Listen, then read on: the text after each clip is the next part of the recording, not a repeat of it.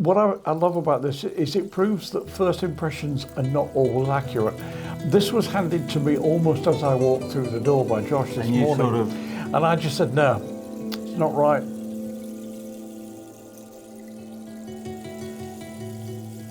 All right. It's like the good old days. It's like the good old days. I am with the man of the moment, Spencer Dryer, over at the BQHQ. Afternoon, Spencer. Good afternoon. How are we doing, mate? Look, this is the first time, bit of time out. They dragged me away from the sound desk and said, come on, you got to sit down with Paul, give him an update. So here we are. So, as usual, I've got here today, half an hour before I could speak to you. You're very busy again. But I'm really excited about what's going on here today, Spencer, for a lot of different reasons. And we'll go through them for the viewers in a moment. But first of all, James Dowling, I mean, legend, history maker, book writer. I mean, when you say someone who writes books, he is someone who's written a book. Well, the word legend is overused in any sphere, really, whether it be football, boxing or watches. But James really is a legend. First of all, tell us how far back your relationship with James. So I knew James when I had my previous business, and we used to be pawnbrokers and lend on things. And back in those days, this is sort of 30 years ago, I had very little knowledge on watches. So I had to call an expert, and James would come along and would look at things. Then as I got more and more into watches, James and I had done a few deals, and I would see him at all the various fairs. And as you know, James would be somewhere, and there'll be a crowd round James to hear what. When he spoke, there was silence because people would listen to what he had to say. He never has to speak loudly. But he has got quite a soft voice. Yeah. But he said he was recently in Paris, wasn't he, for some awards? Yeah. For 3-4 days. So he knows vintage inside out, what you wouldn't even think of. I mean, you had a little lesson today with him, didn't you? Yeah, I know, it's magnificent. You know, I've been sitting downstairs with him for an hour and a bit, and, you know, it's nice because A, it reconfirms my own knowledge, you know, the things that we were agreeing on, but B, it also confirms, Spencer, whilst during my watch dealing career, I was always honest enough to say that, look, vintage is not my forte. If I get something vintage, just like yourself, you want someone that is even more qualified to take a look at it, and it doesn't get any more qualified than someone like James. So we've been talking before we come on camera, and I think it's best that we just talk as if we wasn't on camera, basically. I mean, absolutely. The advantages that I see for your customers and for your business, let's be clear, but the advantages for everyone here are beyond immense. I mean, this Paul, brings a whole new level. The main thing, we're buyers of watches and sellers of watches, and it's no good selling and having a problem with what you're selling. And that's why, as vintage has gone on, I mean, you can remember, vintage was nowhere near as vintage as it is now. 30 years ago, things were 20, 30 years old. They're now 50 or 60. I mean, one of the pieces we were talking about earlier, wasn't it intriguing how he's asked us to take the dial out, and then he's seen the markers, the minute markers, and he's pointed out that because the way it was, I'm not going to go into too much detail because I don't want to give his secrets away, but the way it was painted. My general assumption, and again, it's an assumption, is that if it's too good to be true, it usually is too good to be true. You feel it's had an enhancement. This is too nice to be real, to be 60 odd years old. So we pulled the watch apart, we took the dial off, looked at the back of the dial, looked at the sides of the dial. He knew the dial was original. And this is now, when I'm selling something vintage, we have got our own BQ watches. You'll see it on our website, and they're all signed, they're filmed, they're photographed with James. Yeah, brilliant move, I think. I mean, it's a master move, but perhaps even more importantly for the viewers, and for me, to be honest with you, because, you know, I always love to see the viewers get good advice and professional advice. And it's real. It is absolutely real. This, again, you know, I've spoken time and time again, and I've had rotten abuse and stick for it for people that just don't know what they're doing in this business. Spencer, I'll say it again, this is the benefits of dealing with a professional. All the signs you look for on a refinished dial, the little nick at the side, the reprinter's markings on the back, none of that was there. This dial has never been touched. what is also interesting to me is that there are no watchmakers' marks inside the back of the case. So it's never been to Rolex for a service where they would probably have changed the dial anyway. Because once you take the dial off, there are some scratches in the enamel. The dial looks perfect here under its nice acrylic glass, but actually if you take the glass out or take the dial out of the watch, you'll see that there are some surface scratches on it, there's some patina on it, and what I also love is there's a uniformity in the lume between the hands and the dial. But if you look closely at the hands with a powerful loupe, you'll notice there's actually quite a bit of corrosion on the hands, on the brass part of the hands.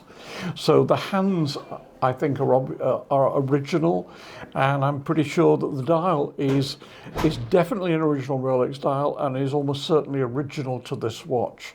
A proven professional. But it's like buying a car. You wouldn't buy a car without a V5. Yeah. So this is giving as good a document as you can get. A gentleman who has written books, and by the way, most of his books, and he was saying now, they're sold out. Collector's items. So they're collector's items. They've sold out. The printer done a certain run of books with James Dowling, and it was someone Hess, wasn't it, on the book? Yeah. So they're no longer printed. So you've got someone who's giving an authority. So when we're selling a customer's watch, and I know what the questions will come up in the comments, so we may as well answer this now. If you've got anything vintage, you can come to us and we will sell it on your behalf. Or we will do... Spencer, this is the bit I was going to get to, which I think is most important. Sorry cutting across you there, but I think the important part for the customer is this, is that, look, that watch that you've received this morning, my guess is, and I'm almost certain, that if he'd have just taken that to any willy-nilly watch dealer or any pawnbrokers or whatever, he'd have probably got an offer of about $4 to $5 grand for that watch. Yeah. There's another big part of this story as well, Spencer, because this watch has come in as a commission sale. Now, the gentleman that has sent you this watch in had no idea of its And that's value. exactly that. He's come to us and I've said, let me get it checked out. We'll do one of our certificates. I'll speak with James on it, and then we'll guide you. But the great thing is, this will get very good money. Well, yeah, I mean, this, when I saw it this morning, I thought this was a 7,500, 8,000 quid watch. I put a 2 in front of that number now. Yeah. Maybe, it may be 30 grand. Because of the quality of the dial, the finish, the condition, and we've got the certificate with it. But this again, so this is where we're selling and someone has then got a certificate. But the other thing we can do for customers is, if someone's got something vintage, and whenever someone is selling vintage, it's always fantastic, unused, fantastic condition, unpainted, untouched dial. You need that in a document. Yeah. So that's where we can do this for customers. And then when selling, we can get good money for things. Yeah. People will always pay very good money for good vintage. But you've got to prove it from a third party or third parties, which is James, yourself looked at it, I've looked at it, and this is what's so important. Because you can't get that from Rolex. Exactly. And All Rolex would do is they go and change all the parts, change the glass, change the dial, and ruin it. Ruin the value. I mean, look, to work with a legend like I was working with downstairs earlier on is a real honour. And it's also an experience. I mean, we were actually playing off each other, which was great fun. So James is sitting one side, I'm sitting the other, and he says to me, what do you think of that? So I'm looking at it, and I said, look, James, everything looks right to me, but I'm not sure about the dial. And he said, well, that's my opinion as well. Everything else I'm happy with, the bracelet, the movement, everything. So we said, okay, let's get the dial off and have a look. Then the dial come back, he looked at it, and he said, right, you look at it, what's your opinion? I've looked at it, and I've gone, do you know what? I think it's right. My initial thought was, I think it's not right, but now I think it's right. And he looked and he said, Paul, that's exactly what I think. He said, and I'm going to tell you why I know it's right. And that's where he gave you the little... That's where he gave me the education with the vintage stuff that I hadn't got. So, I mean, just an absolute honour and a pleasure to work with someone. But Paul, like credit that. to you. You did look at the bracelet, and you looked at the bracelet and you looked up the codes on the bracelet and said to me, it's 64, 65. March 65. And then we looked April at it. 65, yeah. We looked at the watch, 1.1 million, which made it 65. So the bracelet is bang on for the watch. Yeah. But there's so many things on vintage. There's more that can be wrong than right. Yeah, and this is, look, guys, again, watching this today, I hope you're learning something. This is what it's all about. And when people say to myself and guys like Spencer, years in the business, we've looked at thousands of watches. How can I tell if this watch is real? How can I tell if that's right? It's like James was saying, it's not so much looking at that one watch, it's the thousands of others. It's the memory bank of things you've looked at. And like he said, he looked at the watch and said, wow, this is beautiful. It's a bit like when you say something's too good to be true. Yeah. It seemed too good to be, and that's where. And the seller at the wrong time would have got 10 grand, but he'll Probably get let Spencer. I think less. Yeah, I think less. I think in a pawnbrokers or your average run-of-the-mill high street, because people watch don't know. dealers, They think it's worth less than a ceramic Submariner. Yeah, and they would have thought also that the dial had been. I reckon it was a 4 to 5 grand sub to The wrong person. The wrong person. Yeah. And now we're talking about a watch that's potentially 30 to 35 grand. So, look, the benefit here for me is, with all due respect, not to Spencer, because, although he's my mate, he's not going to go skint. He's not going to be eating crisps for dinner next week. But that customer that's bought that watch in, it's like a little mini winning lottery ticket for him. And I think that's brilliant. But this is the importance of the certs, and this is what we want to do with all our vintage. So some things are only £2,000-3,000 Amigas, but at least they've got the V5, the title deeds, something that we can give the customer, a document with that piece. And who better? Well, you tell me, who better is there than James? Do you know of anyone better? No, I mean, quite honestly, if someone took this is just my opinion, in 40 years being around the business, if someone took a vintage Rolex to Rolex in St James's Square and the same watch to James, I would prefer to have the opinion of James myself. If it went back to Geneva, then, we're talking level playing fields. But the problem is that Rolex would want to get it waterproof and as sharp and as good a condition, so that would mean changing parts. They have never and do never understand. How many times, Paul, you've been there? Customer phones me up, got an old 1680 red sub or something vintage. I'm sending it to Rolex, then I'll bring it to you. And we go, don't do that. Please phone them, stop the service. So at times, people think the best thing to do is send a Rolex back to Rolex. Yes, it is. If the watch is 10, 15 years old, no problem. 20 years old.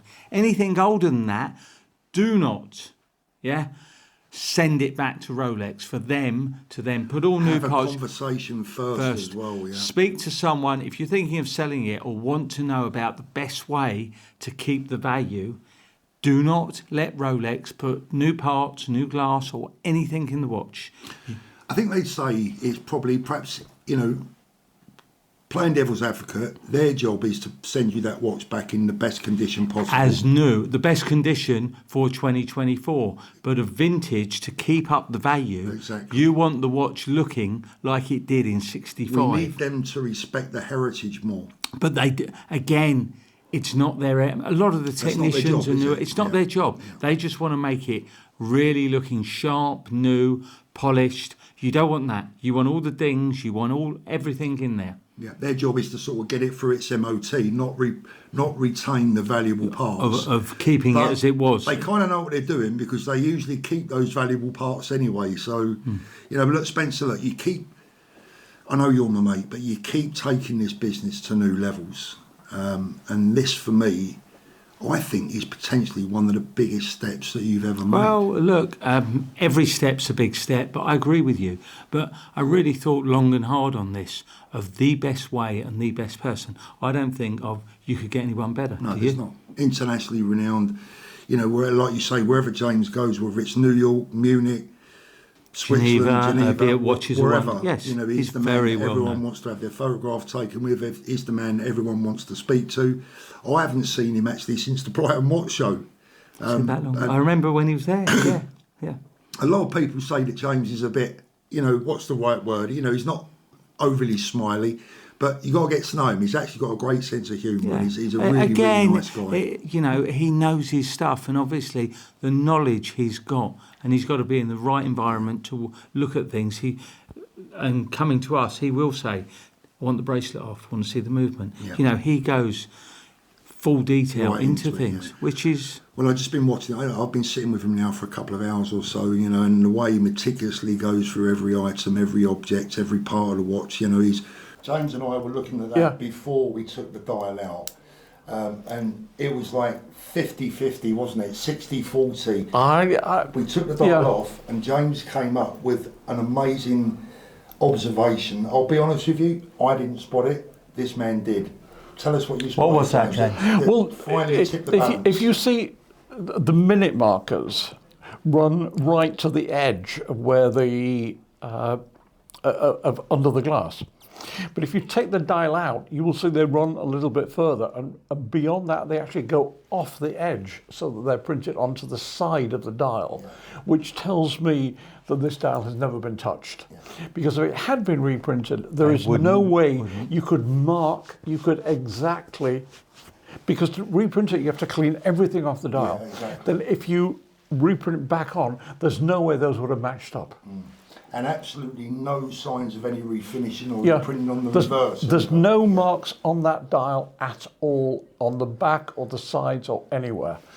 But James, this is where, and Paul and I talk about this at length with vintage, I love when we get something, and here I've got not just what I'm saying, your opinion on it, and Paul, you've seen as well. So this is where it's great where we can report and we've looked and the dials come out. It's not speculation. And this is often, when people bring me vintage, I say, you've got to leave it with me for like 4 or 5 days, a week, so that I can check everything out. And they say, well, can't you tell me now? And it's not as simple as that. And this is where it's a minefield. And again, someone like James, for his knowledge of going back, of knowing these things. And it's years of experience of looking at these things as well. And it's, James, would you not say it's all about comparing, isn't it? And having... Well, it's having in the back of your mind the several thousand other ones you've seen over 40 years. And also having handled literally thousands of watches is knowing what to look for. And often it isn't what you see. Often what matters is what's not there.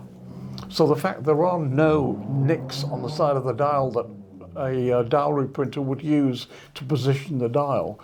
I am amazed. I was confident this morning this was reprinted.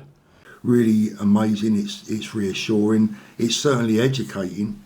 But you know, I think, like I said, I think this is a game changer for you and for BQ Watches. But more than anything, you know me, I love proving a point. I love to prove a point to the viewers, and the point that we're proving here today is that yes, we understand there has been bad stories about commission, etc., etc. Consignment, commission, and This is the professional side of the business. This is the side of the business that we deal in and we talk about, and the advantages of. So we have a customer today who's thousands of pounds better off potentially than he would have been. From the knowledge of James and the certificate and looking at the dial. But again, for the viewers there, if anyone has got any vintage, you can bring to us, and we will be doing these certificates with James. It will take a few weeks. We will have to check it all, and we will be looking at the dial, and we'll do a full report. Then you have this logbook for when selling it. You have a document that you can't get from Rolex, you can't get from Chrono 24, you can get from no one. So this is a document from someone who's been in this industry for 40 years now. Longer, has written... More like 60, I think. 60 yeah, he probably has about 60 years. You're absolutely right. So look, potentially, if you've got a vintage Rolex sports watch out there, you could, I'm not saying you are, but you could be sitting on a watch that's a whole heap more valuable than you think it is.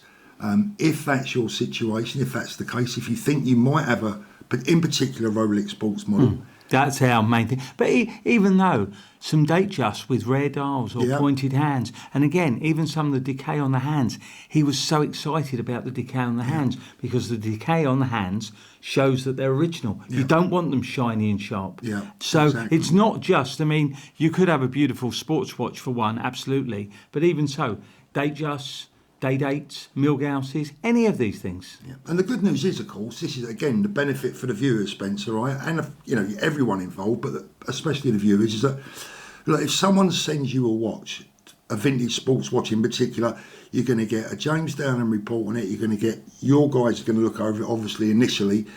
And there's no kidding involved. They know exactly what you've got, exactly what you've taken, and then exactly what you're selling. It's very transparent. And these are photographs, so there's no way of someone saying that the certificate or the signature is not original. This is all photographed by our guys when we're doing it. The other thing he does point out, we had an Omega that was a stunning watch and he didn't like the button. So he's advised to go and buy a button that's correct. So you can do small enhancements to correct something. And again, if a watch has an aftermarket dial and hands, there's no harm with it. It's priced accordingly, but at least it's documented on that paper. It's documented, so it is what it is. Because quite often than not, people are selling things, oh, it's original, it's untouched, sat in the safe. And you look at it and dial's repainted. Yeah. And then there's a difference of opinion, of our opinion, to the seller who says, oh, I think you're wrong. Yeah. So this is where James comes in to step, and he gives the stamp of approval of what it is. Let's just define a difference between aftermarket and refinished as well, because there is a difference. Aftermarket is a non-Rolex part, so a customised part, a non-Rolex part. You could call it fake, whatever you want to call it. But a refinished dial, repainted, a refinished, repainted dial is the original dial that has been stripped back and then repainted outside the factory. So it kind of becomes, that's a lot more acceptable, even in the vintage world, because people do restore dials over the years. Like Big Ben is not original, right? It's been restored over the years. So yeah, and it depends on the font and everything else of how they were done and the quality of what it is. Yeah. But it's important. You must know what it is. That's the starting. In order to price anything, you've got to know what you've got. Yeah.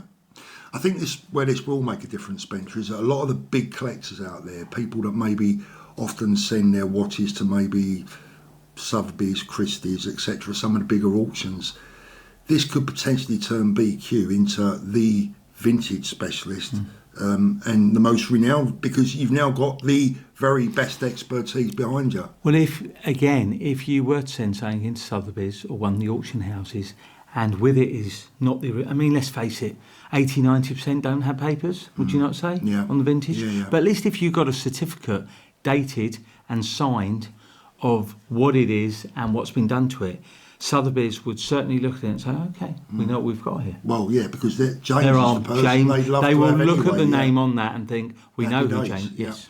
So this is a question that's off the cuff. I don't know the answer to this, but is there a potential down the line for BQ to offer this service to people that maybe don't want to sell their watch? They just want a valuation. Absolutely. Obviously, first and foremost, it's for our own stock, and this is taking quite a while. That takes priority. That's priority. Yeah. But if someone wants service or they just want us to authenticate it with James, we will give an individual price on each piece. It depends on how much work is needed, but it is a service that we'll give to our customers. So if they don't want to sell it now, but they want the certificate, then they know what they've got. They will be given a guide of what it might fetch in the open market on us selling it, and then they can just have the certificate with it and come back to us in the future if they wish to sell it. And I think another bit of advice from myself, separate from Spencer and James, etc., but guys, if you are sitting out there on a potentially expensive or a valuable vintage watch, it's very important for your family's future, if you're intending to leave that watch, pass it on down the line. You know, if you get involved in this system where you can get a certificate from James Dowling, I mean, that watch, if we look at the example of the watch earlier on, potentially you could take about a watch £25,000 a £25,000 difference. Just because of the dial was all original from, and it was a gilt dial, properly certified as well. Yeah. So it's a massive benefit to you guys. You know, you might have to be patient with Spencer on that one, because, you know, as it's his own stock at the moment, he's got to take priority. But, you know, I'm really, really pleased, Spencer, because it's a massive benefit for these guys out there, the people that really matter. And, mate, I'm proud of you. I think it's a brilliant initiative. Again, you know, we're going to get James up on camera later on. Yes, absolutely. And we'll show off some of the certs and the watches we're talking about. Brilliant. Spencer, brilliant, mate. Anything to add? That's it for now. Nice sweatshirt. Thank you. Quite like that. You've still got the security tag on that, Paul. You'd like about a full this one, Spencer, wouldn't you? I have got one of those, actually. Yeah. Right. Lovely, guys. Thanks very much. All the best. All the best. Hope you enjoyed that.